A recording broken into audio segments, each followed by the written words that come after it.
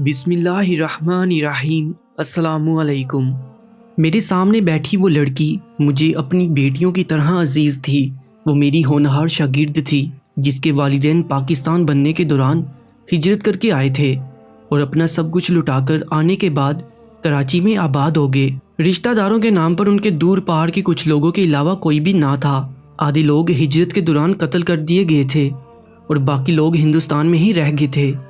وقت کے ساتھ جب بیٹیاں پیدا ہوئیں تو انہوں نے اپنی استعداد سے بڑھ کر ان کی تعلیم کا انتظام کیا، لہٰذا ان کی تینوں بیٹیاں اعلیٰ تعلیم یافتہ تھیں۔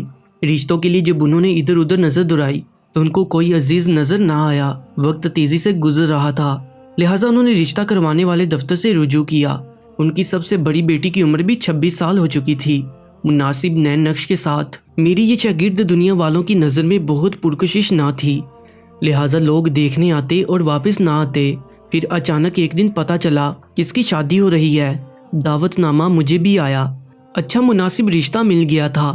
لڑکا اپنے ماں باپ کے ساتھ ہی رہتا تھا۔ ایک بہن شادی شدہ تھی اور گھر میں بس ماں باپ ہی تھے۔ لڑکا ایک پرائیویٹ فرم میں ملازم تھا۔ سب کچھ ٹھیک لگ رہا تھا، مگر لڑکا اس شادی سے کچھ بیزار سا نظر آ رہا تھا۔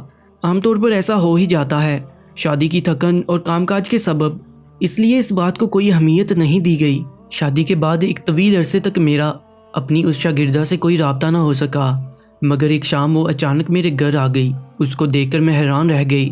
اس کے نقش و نگار اور حلیہ سے وہ کسی بھی طرح ایک شادی شدہ لڑکی نہیں لگ رہی تھی۔ نہ ہی اس کی آنکھوں میں چمک تھی اور نہ ہی اس کے اندر شادی شدہ عورتوں والی کوئی بات۔ جب میں نے اس سے اس کی حالت کے بارے میں استفسار کیا تو اس کے جواب نے ہلا کر رکھ دیا۔ اس کا کہنا تھا کہ شادی کی پہلی ہی رات اس کے شوہر نے اس کی جانب کروٹ بدل کر سو گیا۔ میں نے سوچا کہ وہ تھکن کی وجہ سے ایسا کر رہا ہے، مگر اس کا ہر رات کا یہ وتیرہ بن گیا۔